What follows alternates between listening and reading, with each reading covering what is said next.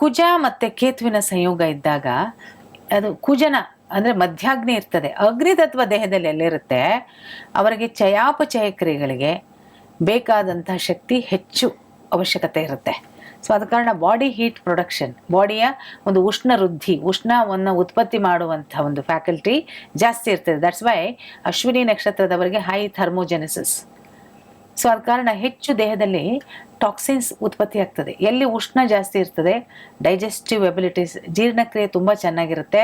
ಇವರಿಗೆ ಹಸಿವು ಜಾಸ್ತಿ, ಬೇಕಾದಂಥ ಶರ್ಕರ ಪಿಷ್ಟ, ಕ್ಯಾಲರೀಸು ಜಾಸ್ತಿ. ಯಾಕಂದರೆ ನಾನು ಐ ಎ ನ್ಯೂಟ್ರಿಷನ್ ಸೈಂಟಿಸ್ಟ್, ಆಹಾರ ತಜ್ಞೆ, ಆಹಾರ ವಿಜ್ಞಾನಿ. ಈ ಮೂಲದಲ್ಲಿ ಮಾಡಿದಾಗ ಅಮೇಝಿಂಗ್ ರಿಸಲ್ಟ್ಸ್.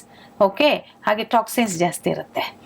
ಹಾಗೇನೇ ಈಗ ಆದ ಕಾರಣ ಇವರಿಗೆ ಡಿಟಾಕ್ಸಿಫಿಕೇಶನ್ ಜಾಸ್ತಿ ಬೇಕು. ಟಾಕ್ಸಿನ್ ಹೆಚ್ಚು ತೆಗಿಲಿಕ್ಕೆ ಪೂರಕವಾದಂತಹ ಬಾಡಿ ಡಿಟಾಕ್ಸಿಫೈ ಹೆಮಿಸೆಲ್ಯುಲೋಸ್ ತರಕಾರಿಗಳನ್ನ ಹೆಚ್ಚು ಸೇವಿಸಬೇಕು. ಸಾಕಷ್ಟು ಇಂಟ್ರೆಸ್ಟಿಂಗ್ ಆಗಿರುವಂತಹ ವಿಚಾರಗಳನ್ನ ಮೇಡಮ್ ತಿಳಿಸ್ತಾ ಇದ್ದಾರೆ.